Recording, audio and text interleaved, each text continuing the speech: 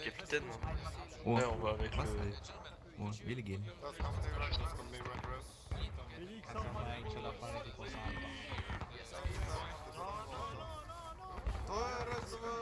No, do not kill the Yanks. Do not kill the Yanks. Ah, calme-toi. The time of pain. T'es derrière, capitaine. Capitaine. Ouais. Ils sont juste là. Just forward a bit. Ok, ligne à ma gauche.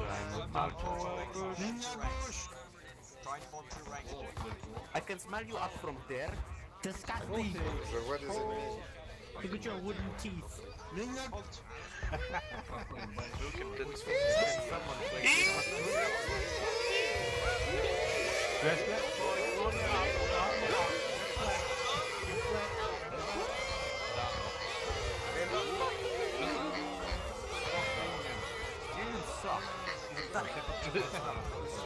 Easy boys, easy. Y'a pas de place. Шагом вперед! Шагом вперед!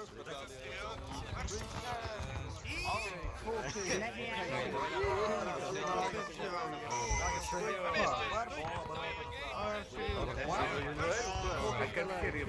Attends, il descend. Two paces right. Two paces right.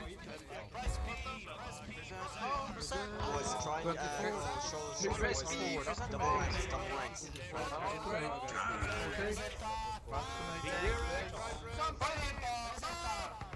Come back, come back.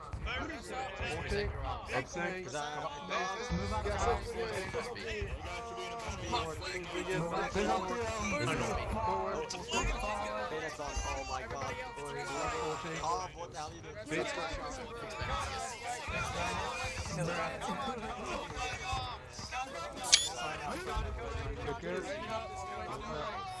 More in the rear rank.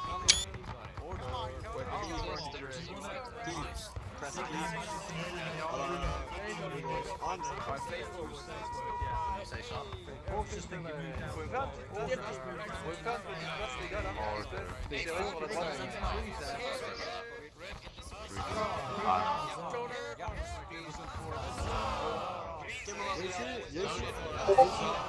C'est là. We're gonna need you to move right in front of the jersey, yeah, because we need to get everyone based closer together. Okay. Yeah, in front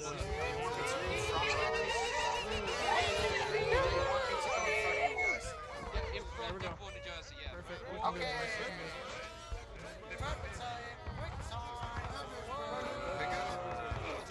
Frederick, rear rank, rest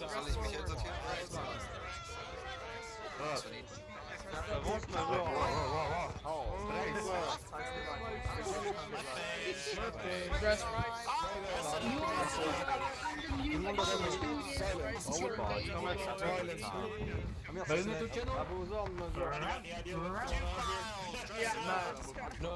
On met pas les baïonnettes. Please be quiet. I want to shoot them with a book shot. Hey, Will.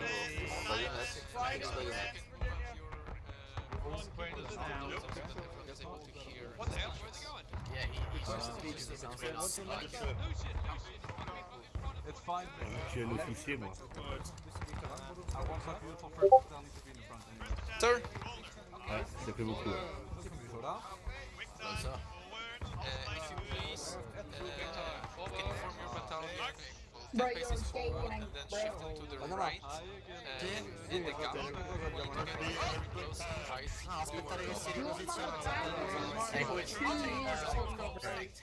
Stay in formation, stay in formation. Rest it, rest it. Rest it, Company. rest it. Take it. Ragnar, come back. Check your aim,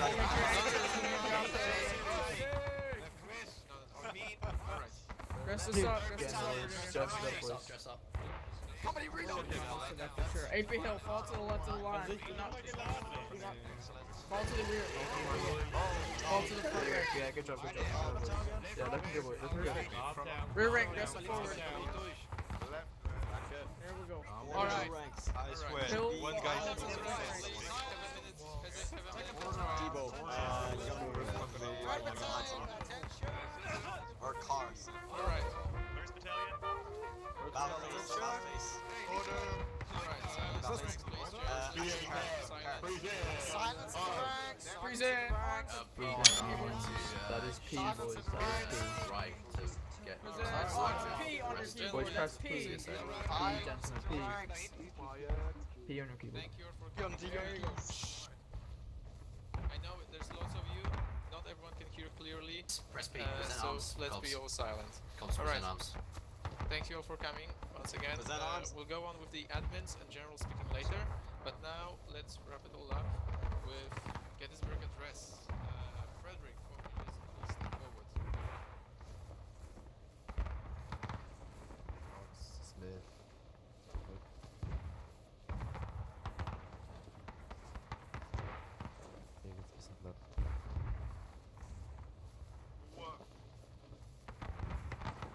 Thank you, everyone. Please excuse me if my mic cuts out. I'm going to speak as loudly as I can to prevent that. You can walk left and right as you speak in so everyone can hear you. 7 years ago, our fathers brought forth, on this continent, a new nation, conceived in liberty and dedicated to the proposition that all men are created equal. Now we are engaged in a great civil war, testing whether that nation, or any nation so conceived and so dedicated, can long endure. We are met on a great battlefield of that war. We have come to dedicate a portion of that field as a final resting place for those who here gave their lives, that that nation might live. It is altogether fitting and proper that we should do this. Shut the fuck up behind there! But in a larger sense, we cannot dedicate, cannot consecrate, we cannot hallow this ground. Brave men, living and dead, struggled here, have consecrated it far above our poor power to add or detract. The world will little note nor long remember what we say here, but it can never forget what they did here. It is for us the living, rather, to be dedicated here to the unfinished work, which they have fought here, have thus far so nobly advanced. It is rather for us to be here, dedicated to the great task remaining before us, that from these honored dead, we take increased devotion to that cause, for which they here gave the last full measure of devotion, that we here highly resolve that these dead shall not have died in vain. Amen. That this nation, under God, shall have a new birth of freedom, and that government of the people, by the people, for the people, shall not perish from the earth.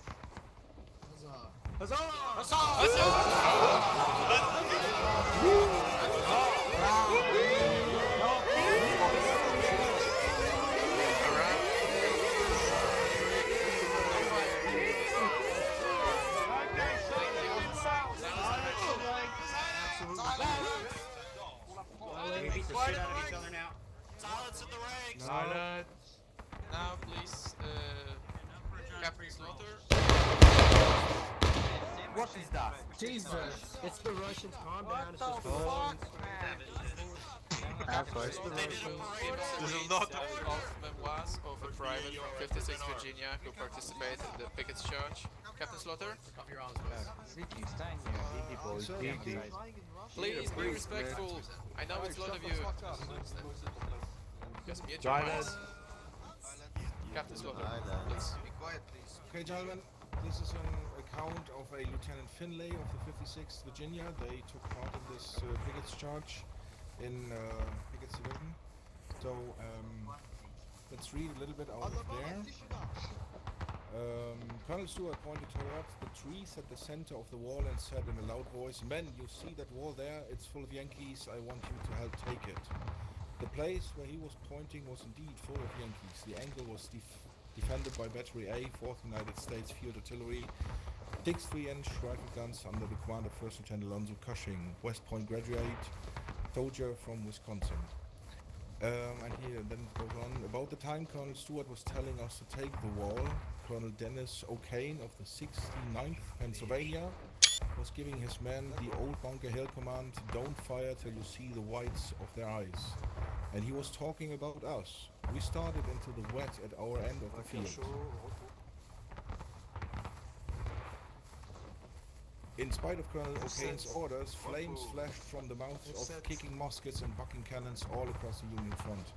Men began to go down, even at their extreme range, but it was regular time, dress the line, a deadly dress parade. We had taken but a few steps when something hot and heavy struck the gallant Colonel Stewart on his left side, and he sank to his knees. That's the colonel of the 56th, right? He must have been struck by a shell fragment or a skirmisher's rifle ball. He didn't want to fall down, and he couldn't stand up, so he stood there, doubled over, half down and half up, supporting himself on his VMI sword, so Virginia Military Institute sword. Two men stopped to help him, but he waved them on. Colonel Stewart was the only officer of the regiment above the rank of captain on the field. The command of the regiment immediately passed to the senior Captain James C. Wyant of Company H. It was Captain Wyatt's first battle as an acting regimental commander, and it was also going to be his last. We came to a tree stump in that wet field, and an officer coolly commanded, pass obstacle, and then the formation somehow broke together. Let's see where we go on. When we passed the center of the field, the Union artillery on Little Round Top, off to our right, began to open fire on us. Shells poured down upon us, and as they descended, they shrieked and screeched and hissed like frightened birds. The first shell landed in Company A. It knocked 6 men down and scattered them about like so many ragdolls. 4 killed, 2 wounded. The second shell landed in Company D. It knocked 5 men down and scattered them about, 3 kills, 2 wounded. Third shell struck on the extreme right of the Company H, largest company in the regiment, 37 men. All 37 men were swept away by a single shell. Some of the men scrambled to their feet and resumed their place in line, while others would never get up again. And though it all, through the roaring of the guns and the choking smoke and the searing flame, where the very earth beneath our feet seemed to be on fire, we could hear the firm, clear voice of General Garnett. Steady, men, steady, save your strength for the end. By this time, when men were falling like stalks of grain before the Grim Reaper. But there was never a pause in that slow and steady movement. The grey and butternut rank kept coming and moving and closing and rolling on as a moving sea closes over the floors and ribs of the tide. As we approached the fence at the Emmitsburg Road, the Union skirmishers pulled back, ran up the hill, jumped down behind the stone wall, and rejoined their comrades. When we got to the fence at the Emmitsburg Road, we discovered to our horror that we thought was going to be another worm fence. Instead was, some better protection. Let's see, I don't have that time to read it all, but it's very interesting.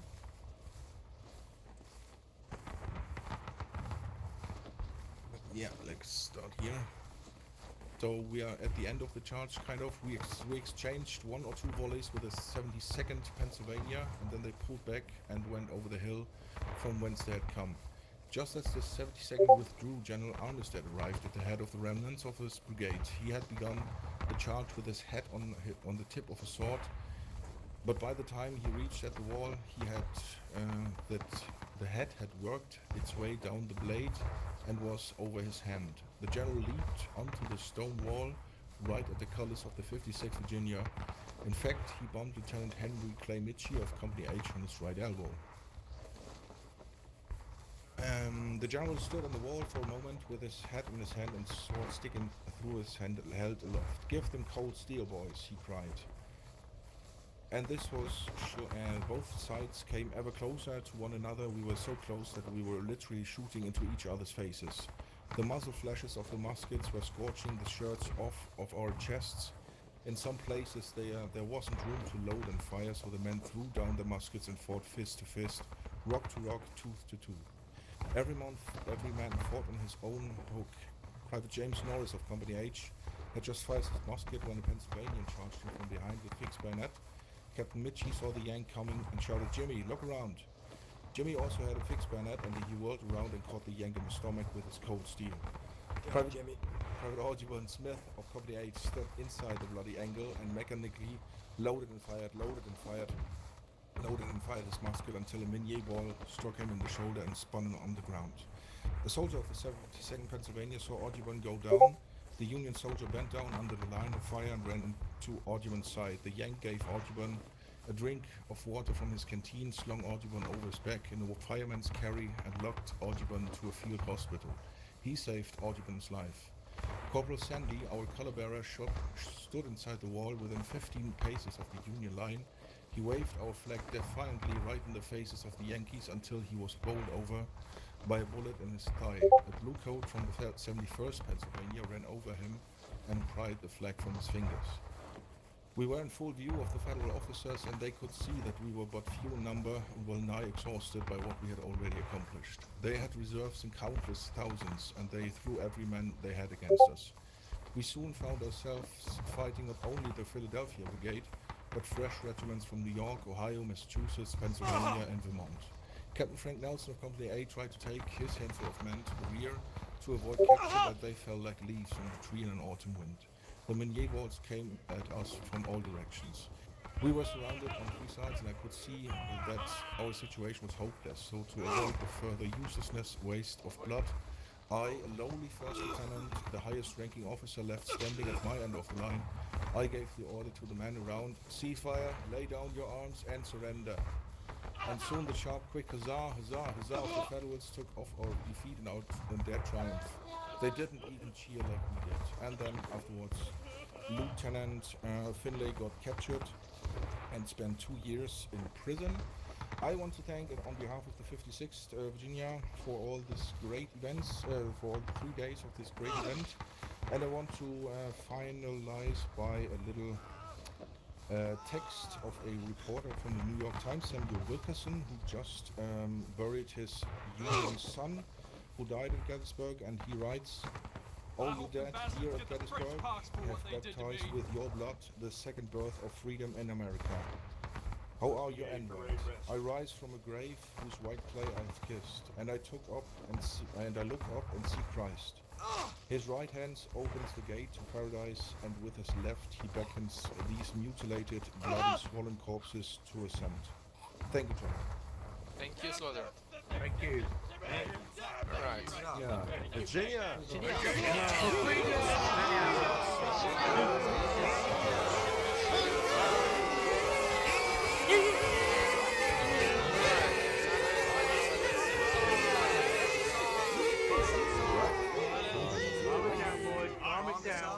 Alright, gentlemen. Alright. Not keeping you here much longer, just a few words from myself. Thank you all who came here and had patience to follow the scripts and get the whole concept. It was a hell of an effort to set this all up, and I know not everything went down to the plan perfectly, nor today, nor yesterday, not on Friday. But I just like to let you know, this was basically the first time on European time zone such event was undertaken. Idea came from NA last year, but not in such format and not in such scale. So we were basically the pioneers in this field, and as such I think this experiment went out fairly well. I hope you will agree with me. Definitely we have a lot of to improve on for next year, and there's lots of unused potential in both scripts, maps, and parts of Gettysburg that we could reenact. I would just like to close off with a great shout out to all the admins from the United European Community and Historical Rules event who helped us set this up, and to all commanders from both sides. So Rollo, Lemuel most of all for taking CSA for days 1 and 2, Rollo from 13 Georgia, Koto of 83rd Pennsylvania and Istool 6 Corps, and Victor, and everyone else who helped a lot set up scripts and organize this. And well, I think that would be all from me. Thank you all for coming, and happy 4th of July to all Americans.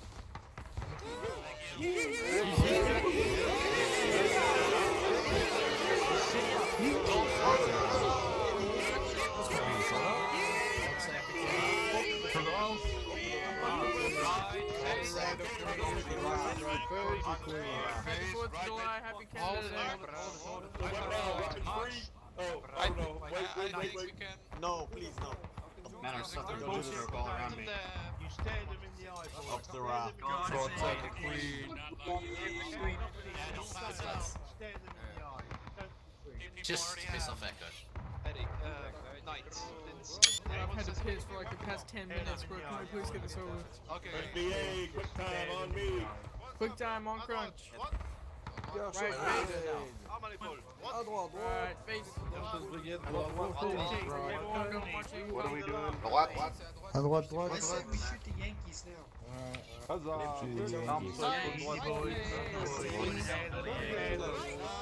Alright, Oh, he did the line. Right. Boys, get ready to march out. One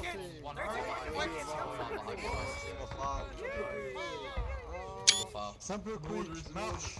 Simple quick, marche, avance. Hey, Johnny Red, right here. Can I have some tobacco? I went in next This is far before that I can go. Wait. Echo, move. You're cutting off the... to the 45. Fais un double quick. That's the 45.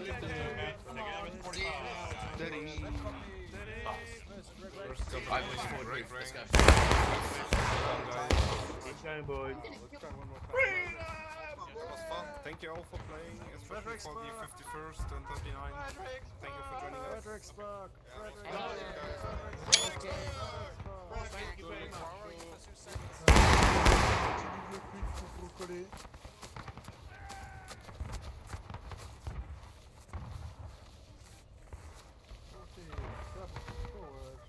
Double quick. March.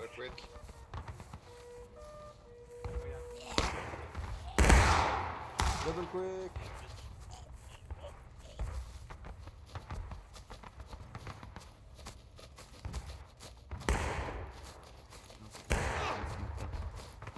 Il y en a encore un autre.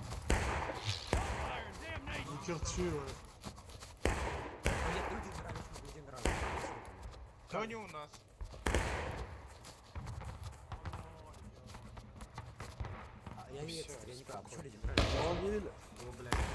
Durandil, t'es devant. J'ai pas compris. Qu'est-ce qu'il y a? T'es devant moi.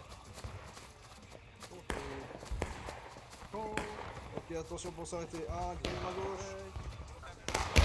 Bush. Leader Bush.